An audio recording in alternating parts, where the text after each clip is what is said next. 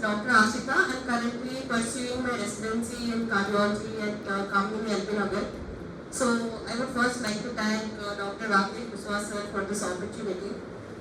Today I am going to present a case, and after the case I will be discussing few interesting echocardiographic videos I have come across during my residency.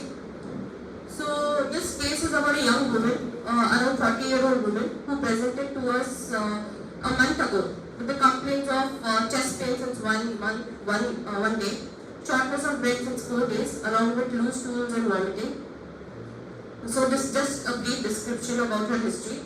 Her clinical presentation basically was that her blood pressure was around 170 by 100, and she was in tachycardia. Her heart rate was around 160, and her generalized examination revealed she was in acute pulmonary edema, that is, she had diffuse bilateral crepitations. So yeah, this is just a brief history. 45 young woman who presented with the complaints of chest pain, acute onset of chest pain, shortness of breath, and along with acute GE symptoms, presenting in acute pulmonary edema with hypotension and tachycardia. So at this point, what would you think the diagnosis could be? This was her ECG. Her ECG shows sinus tachycardia with LVH, and there is STD going in V2 and V3 segments. So at this point, a young woman with these symptoms, what do you usually think the diagnosis could be? This was her echo.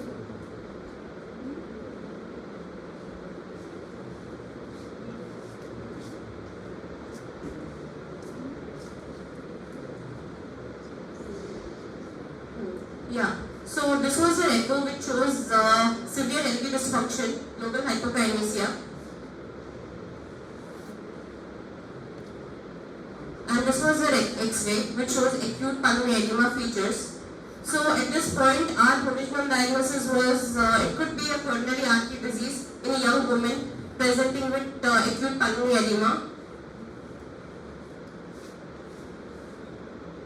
Her investigations were her HB was around 9.5, but troponin was also elevated. It was about 3000. So what our diagnosis was that it is a young woman presenting with NSTEMI, that is non-ST elevation MI, with severe LV dysfunction and acute pulmonary edema.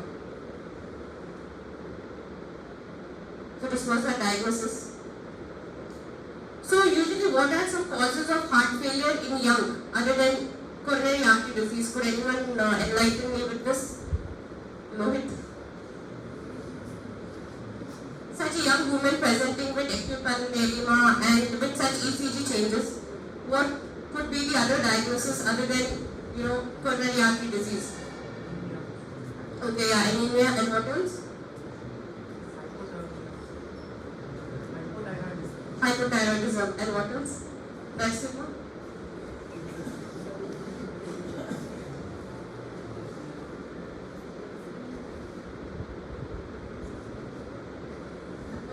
So yeah, some of the causes of heart failure in young women could be any tachyarrhythmias inducing the heart failure, or it could be any peripartum cardiomyopathy, or any thyrotoxicosis, or yeah, of course any valvular disease or any acute coronary syndrome.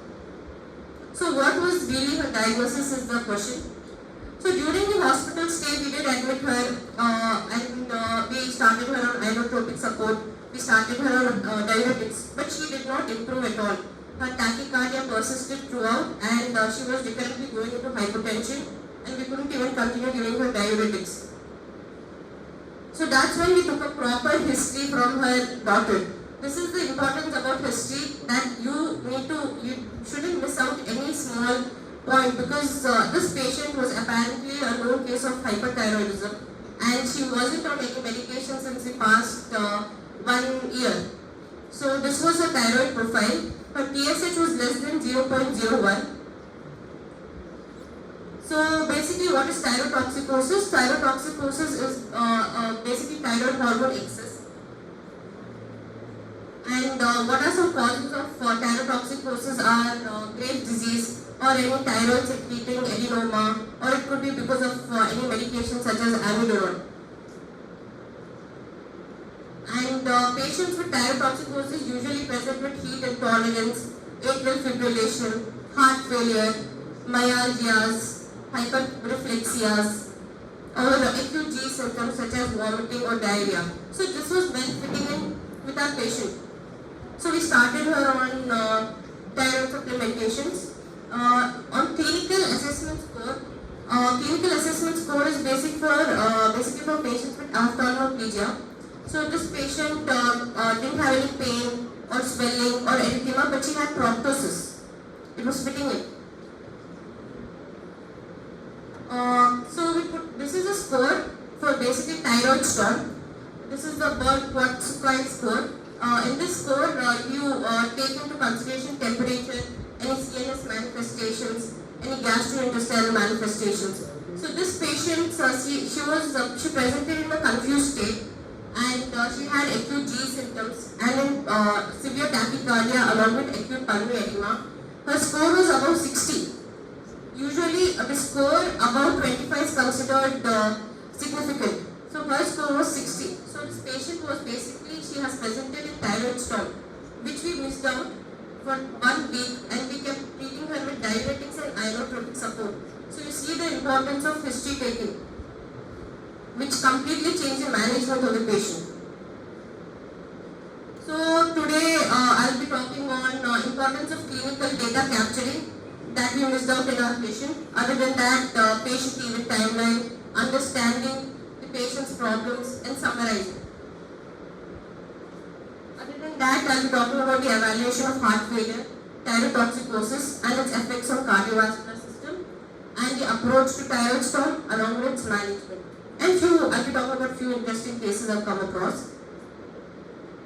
So thyroid storm is basically accelerated hyperthyroidism, and it's mostly associated with cardiovascular events. It's associated with 30% of mortality, especially with patients presenting with heart failure. So they do have precipitating events such as any infection, stroke, any iron-related medications, or if the patient has stopped taking medications such as our case, or any surgeries. So how do you differentiate if the patient is in just mere thyrotoxicosis or in thyroid storm? Is that usually in thyrotoxicosis, the heart rate would not exceed 140. As in our patient, it was above 160, 200. And the patient will present in frank psychosis, confusion, agitation, or coma. So what is the pathophysiology of thyroid storm is that the patient will already be in a hyperthyroid state. On that patient will have a precipitating event. This causes the shift of thyroid hormone, the shift from free-bound protein bound to free hormone. This will cause sudden increase in metabolism, causing exacerbation of the symptoms and signs of hyperthyroidism along with end-organ damage. So in our case, our patient stopped using her medications. That was the precipitating event. So the patient presented with exacerbation signs of hyperthyroidism with end-organ damage, that's heart failure. So what are the cardiovascular systemic events that occurs with thyrotoxicosis? This is a differential table showing what happens with hypothyroidism and hyperthyroidism. In hyperthyroidism, a patient will have increased cardiac output, whereas in hypo, the cardiac output is reduced. I'll explain the pathogenesis in the next slide. So the patient presents with increased systemic hypertension, and in hypothyroidism, they present with hypotension. So, patients in hyperthyroidism present with atrial fibrillation, heart failure more often. So, this is the pathogenesis. Basically, triiodothyronine, it causes decrease in the systemic vascular resistance, causing decreased effective arterial filling pressure. So, this causes increased renal absorption of sodium. So, upon that, there is increase in blood volume because of increase in erythropoietin synthesis. So, overall, the patient's cardiac output increases up to 50 to 200% more than usual, which happened in our case. So usually in heart failure, what happens? The systemic vascular resistance reduces, but the pulmonary vascular resistance stays intact. So the patient will present with increased JVP, peripheral edema, basically right-sided heart failure symptoms. So why does AF occur in thyrotoxicosis? Basically, T3 what it does is that it increases systolic depolarization and reduces the diastolic depolarization. It reduces the action potential duration time. So this causes increased risk of atrial arrhythmias. And it also is associated with increased risk of stroke because increased thrombogenesis. So what medications do you avoid in thyrotoxicosis, Navya? So usually you avoid amiodarone. Why do you avoid amiodarone in thyrotoxicosis? Basically, amiodarone has a high iodine content, so that triggers further increase of thyroid synthesis, and other than that, it causes destructive thyroiditis. So amiodarone should be avoided. Other than that, you should avoid any iodinated contrast. So in this patient, that's the reason why you couldn't perform any coronary angiogram, because you do give a contrast during angiogram, so that's why we never even thought of doing an angiogram. And we avoid lithium or any interleukin substances in thyrotoxicosis. So how do you manage thyrotoxicosis? Basically, you first block the thyroid hormone synthesis. So how do you block the thyroid hormone synthesis? Is by two drugs, that is propylthiouracil or metimazole. So initially propylthiouracil used to be preferred, but now we prefer metimazole because of propylthiouracil's damage to liver. So now metimazole is preferred over propylthiouracil. You usually give it 20 mg every 4 to 6 hours. And propylthiouracil is now considered the second line of therapy. Next, you reduce the thyroid hormone secretion. That is by giving the iodine, Lugol's iodine. But this should be administered 1 hour following propylthiouracil, because what happens is it inhibits synthesis of additional thyroid hormone from administered iodine. Other than this, if the patient is intolerant to iodine, you can give lithium. Other than that, you have to block the peripheral conversion of T4 to T3, which is done by beta blockers such as propranolol, esmolol. You can even give them glucocorticoids to inhibit the release of hormone from the gland and peripheral conversion again. You usually give high doses of dexamethasone, 8 mg OD, or you can give it between hydrocor 150 mg every 8 hours. And of course, anticoagulants if the patient is in AF. There are reports that cholestyramine also can be helpful because it binds to the thyroid hormone in the intestine and enhances the clearance of thyroid hormone. Or plasmapheresis also has been found to be useful. Other than that, supportive care such as fluids, inotropic support, or management of hypothermia. But the thing is, we avoid aspirin in thyrotoxicosis because it will displace thyroid hormone from the binding site and it increases the thyroid storm severity. So I'm done with this case. I have few interesting cases for my juniors. I'll be asking them questions on this. This is the first case. Do you want us to have a little bit of discussion on the first? Yeah, sure, sir. We'll have discussion on first. So, anyone has some questions on it? Very interesting, very nicely presented. Was the patient referred from our center there? No, sir, she was not referred. But Okay. What was the disappointing thing was the patient was there for the week in our hospital, and we couldn't find out the actual cause. We kept treating her with inotropic support and diuretics, but we didn't know, like, but her tachycardia was persistently high. Like, she persistently had tachycardia. It was just because we missed an important point in her history, that is that she was already a known case of hyperthyroidism and she stopped her medications. So that gives the importance of history taking actually. Yeah, there's a very nice medical cognition point actually. Yeah, the way we sat on the diagnostic, in fact, there was no diagnostic uncertainty. There was just like, okay, she's just having tachycardia. But there was no uncertainty or thinking about the thyrotoxicus, whether it's brewing in the background. So that's very interesting. And you made a comment that you did not use and do angiography for this patient because. But then, yes, yeah, but then it was already 7 days, and I was surprised that the cardiologist did not do it at the very first go. As soon as he found instantly in ECG, you would have probably thought that he would like to salvage some myocardium. She was planned for angiogram, sir, but luckily we didn't go ahead with it because the contrast would have worsened her condition actually. So it was serendipity. Yeah. So accidentally it was missed, Yes. and that turned out to be probably good. Yeah, very interesting. Like today suddenly, accidentally, Dr. Vivek picked me up from that bus breakdown. Suddenly Dr. Sharma was there.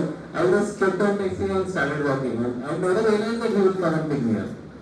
I was thinking what you were, whatever you were thinking I was wondering. Yeah, thank you, Vivek.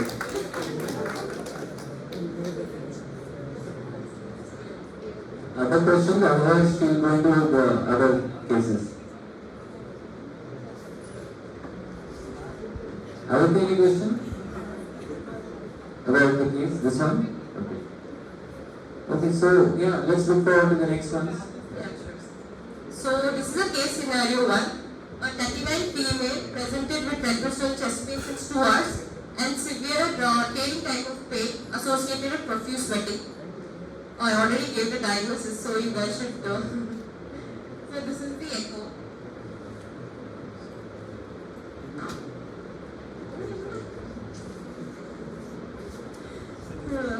You guys already know the diagnosis. So yeah, this is the echo. Let them tell the findings now. Oh yeah. Okay, what are the findings in this video Venkat?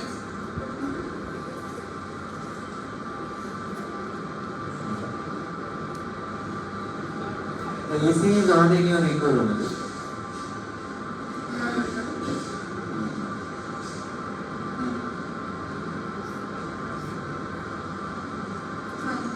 So what does this echo show?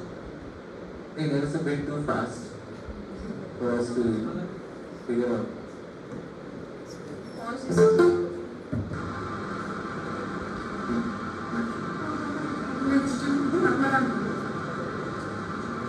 The heart rate is fast. Yes, sir. The LV cavity is a little bit can't make it out well. But I think this is the Planck's view. And the LA looks very kind of compressed. Although aortic root damage is okay.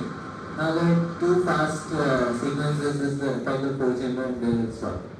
So, and it's probably a compressed kind of a picture, no? It's probably, it could have been slightly more vertically enlarged. So, where is the diagnosis by the way? I couldn't see the diagnosis.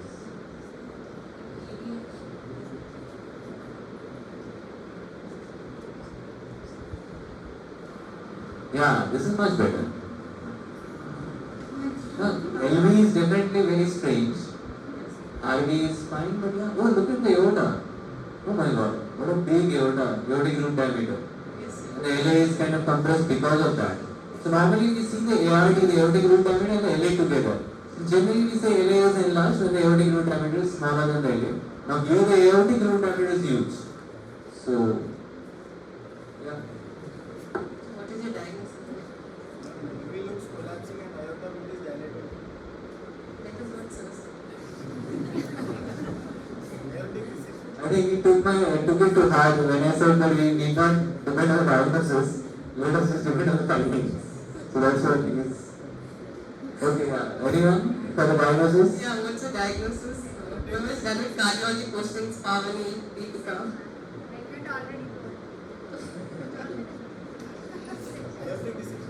Yeah, it's a diabetic dissection and show you before.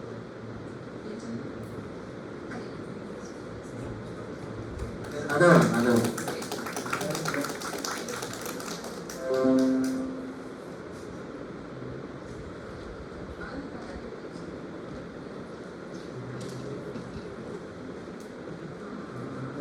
Yeah, tell us.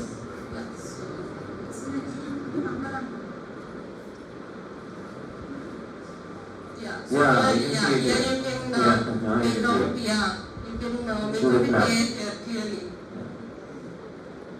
If you notice the iota is, as you said, it's dilated, and there's even a clear tear in the iota. You can see there's a tear. Usually, the aortic valves will close in like two cusps will close like this. It will be equal, it will be symmetrical. But here you can clearly make out there's a tear in the aorta. Yeah, the posterior wall of the aorta. Yeah. You can see the flap, the Yeah, dissection there's a flap. flap. Yeah, there's a flap. Actually, I didn't see it in the beginning. Now that you're telling me, I'm able to see it. Yes, it is. So, yeah, fantastic. Yeah, this is like easily missed in the emergencies. Like, I think you have to put the arrow for many others like in that one. Yeah. Yes. Yeah, you have to freeze it and put the arrow there in the flap.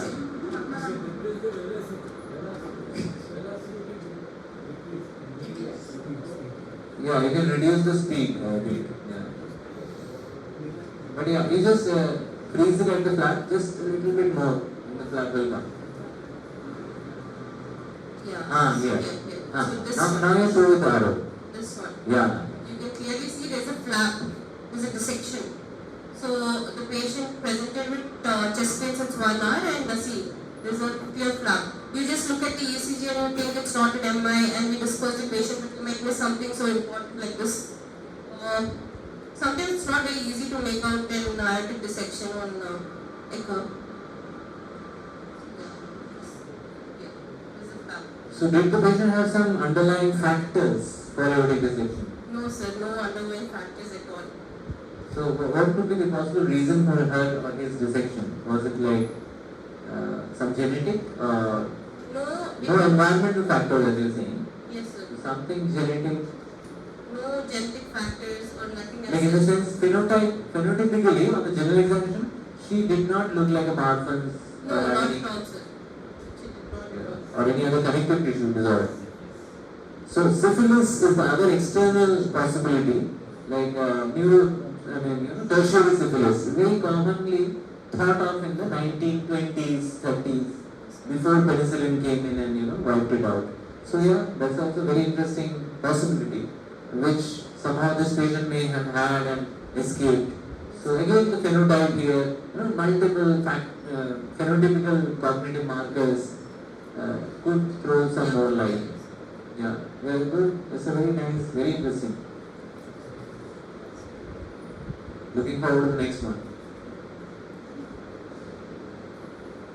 So this is a young male, around 15-year-old male. He presented with recurrent episodes of stroke, recurrent episodes of CVA.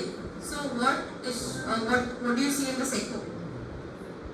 First thing we have to look at the anatomy, because here that is what we first may have to make out. Is it an inverted echo or is it a usual? It's a usual echo, sir. Usual. It's a usual echo. Where is the atrium and where is the ventricle? Because the valves are flapping to the. Basically, this is a T, sir. This is not like Ah, of yeah, exactly. so So that is the reason. Looks very different. yeah, it looks like inverted. So can you identify the chambers? Like which are the chambers that we are looking at? Yeah. Because here I can see two valves flapping very well and I can see a vegetation on the tip. That is easy to make out probably. On the surface of the valve I can see a vegetation. I am not sure whether it's the superior surface or inferior because I am not oriented to this view. I can see a papillary muscle, I can see chordate tendini. Yes, sir. Like this. Yeah. So, yes, sir. It does look like a vegetation. It could be a vegetation or what we thought of was it is a papillary fibroelastoma in a young male. That is what happens in papillary fibroelastoma is the thickening of the ending of the mitral valve. You can put it in a loop. Yeah. Yeah. So it turned out to be a connective tissue disorder. Yes, sir. It's a connective tissue disorder. Instead of an infective. And now here is the medical cognition thing. Like it's the patient's history and everything which will decide whether it's an infective endocardial vegetation or a benign Exactly, sir. fibrosis. Yes, sir. So the patient did not have any history of fever or any as such. He just presented with recurrent episodes of seizures, generalized tonic-clonic seizures since the past 15 days. Oh, that's very interesting. So how do we correlate the seizures with the fibroelastoma, why did they even ask for an echo? Because she would have gone to the neurologist. Yes, sir. It was done on a routine evaluation, not to look for anything, for routine evaluation. That's when we That's very interesting. So routine can sometimes pick up multiple patterns. So maybe this lady has a genetic problem and that is causing a seizure, and this particular gene also influences the development of this protein, which leads to this kind of findings in the heart. And maybe this is, I don't know, if AASHITHA reports it is AASHITHA syndrome. I think you had some interest in neurology also. So epilepsy with fibroelastoma, and maybe you can find something else also in this patient. Very interesting. Yeah. And you've got a good genetics department in AASHITHA, so yeah, impressive.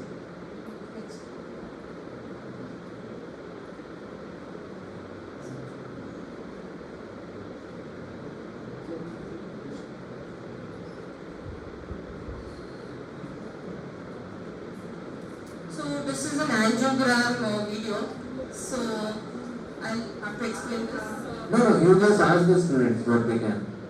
So what can you make But you can tell them about what you have done here. I mean, you have put the catheter in, and it is in the left main, Yes, it's a and you are injecting dye, and for some time it was not going through.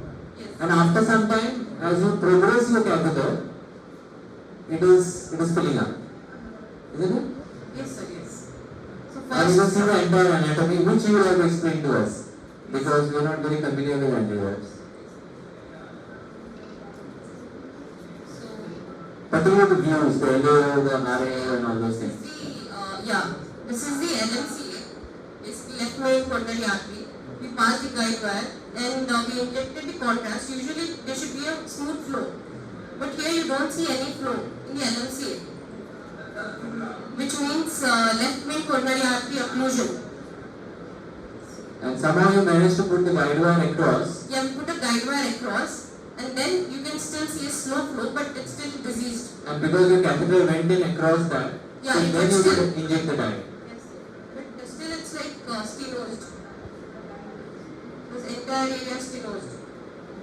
The patient presented with hypotension and chest pain since 1 hour.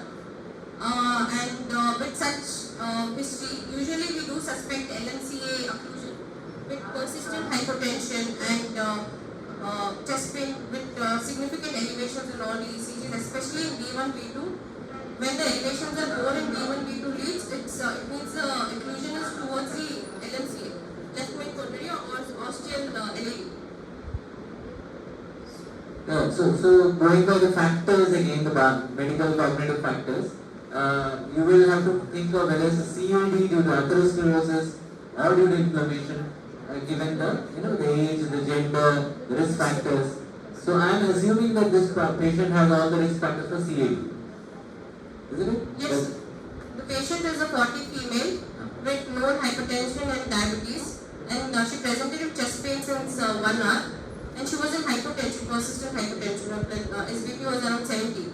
Her ECG showed ST elevations in B1 and B2 more than the So a classical Markov infarction, and that too because of the left main blockade. Yes. Now what I was impressed by was you were mentioning the vasculopathy, the distal vasculopathy.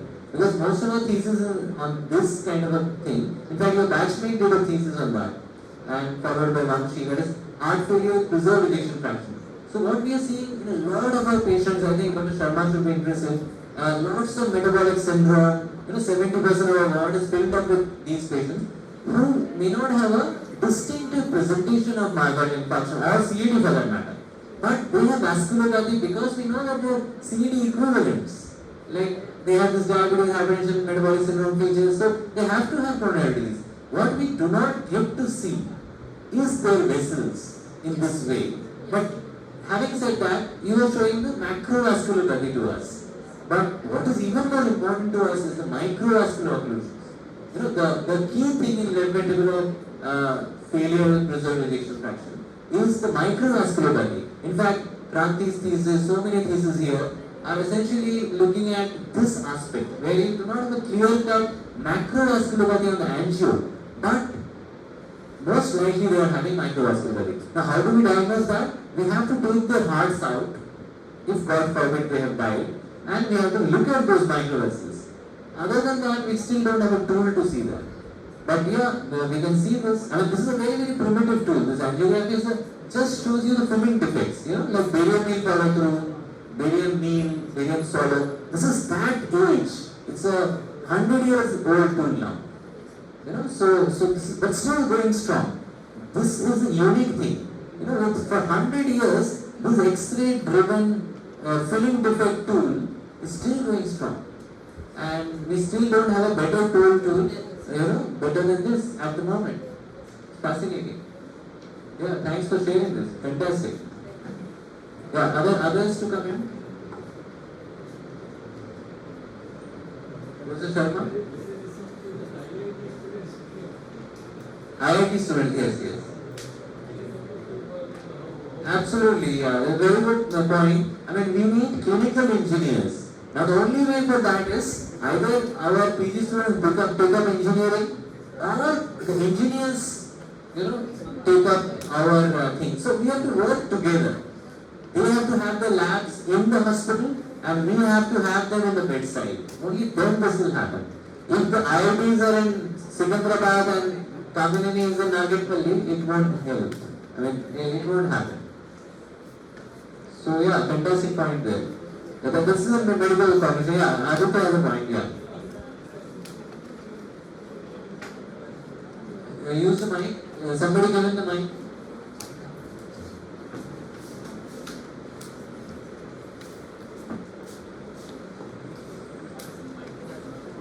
On the topic of microvascularization, the accessible microvascularization visually we have retina. So Google actually did that study with the predicted strokes with the 84% sensitivity. Yeah, so Aditya is very proud of the Google study that was done near his home. Every Prasad and he made a big splash, Sundar Pichai every day on the WhatsApp, coming in and talking about it. Now, I have a bone against that because I think we do better prediction just by looking at a patient from a distance. Yes, that was done using artificial intelligence and many factors which we are not even sure as to how it did it, because that is the black box. So it just looks at pixels and it calculates and it kind of does a multivariate logistic regression in multiple layers. That is artificial intelligence. So it comes up with a solution. We don't know how it does it, and that's the understandable black box. But what we do, we just look at patients coming into the OPD. Aditya does it every day, and he can tell that this patient is very likely to have a heart attack, very likely to die of this. And I dare say he may be even better than Google's solution. So yeah, currently Google's solution is a good thing, and we have to work together. I think that's the bottom line he was trying to tell us. That if we can work together like what Google and LV Prasad did, you can achieve wonders. And there's so much more to do. That is what I think we are wanting our students to realize. There's a lot to do. 99.99% of healthcare and medicine is still undiscovered territory, uncharted. Many things that we can do. And yeah, Ashita, next case. Yeah.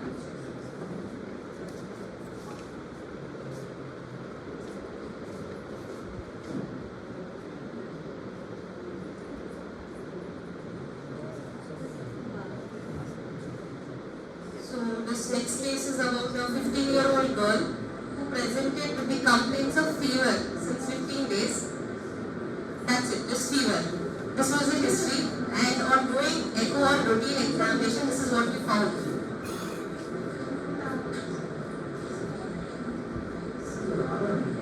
This is a TE again, sir. This is a transesophageal echo. So what do you see in this? It's a very interesting case. This 15-year-old girl. So basically, this is the left ventricle, and you can see this is the pericardium. There is a mass in the pericardium. We were not sure what the mass was. Was it a clot? What was it? See, this is left ventricle again, and this is the pericardial. This is the pericardial space with pericardial fluid and pericardial mass. We haven't ever seen such a case before. It's not. It doesn't look like a clot. Neither does it look like a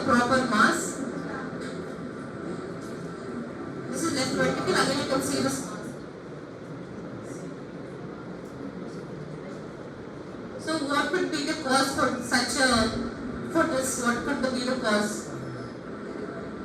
Just 15-year-old girl. So from our training in medicine, we get to, we ask questions in the MD and exams. And what are the causes of pleural-based mass lesions? So similarly, pericardial-based mass lesions. So commonest pleural-based mass lesions that we know of, which are also very threatening, and patients invariably die. Of course, nothing related to this, but just shifting from pericardial to pleural. Mesothelioma. Mesothelioma is a very, very common known pleural-based mass lesion. Now this of course happens in pleural but not in pericardium. It's never been reported in pericardium.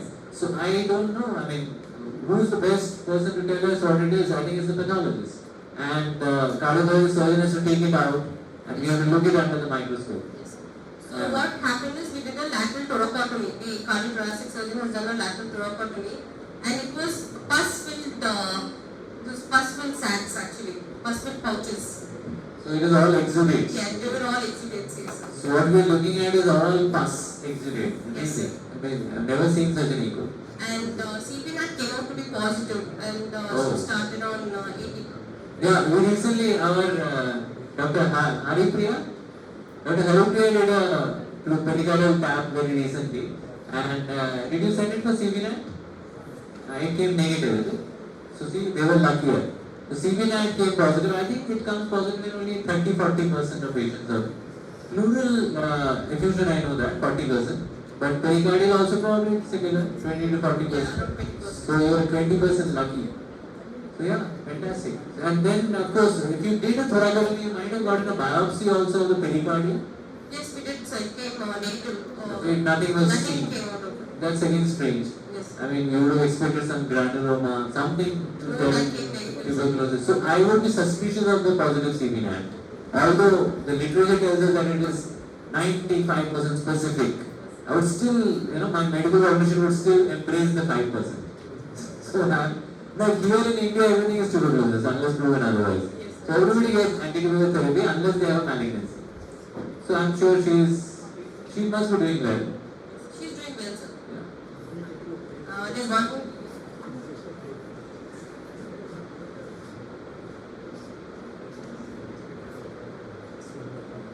So this is a 55-year-old male patient who already underwent dual valve replacement. This aortic and mitral valve replacement has already been done 2 months back, and he has presented with stroke now. On routine echo, we could not find the thrombus, sir, but on transesophageal echo, we saw the thrombus, it was disappearing. It's a long-tennis thrombus.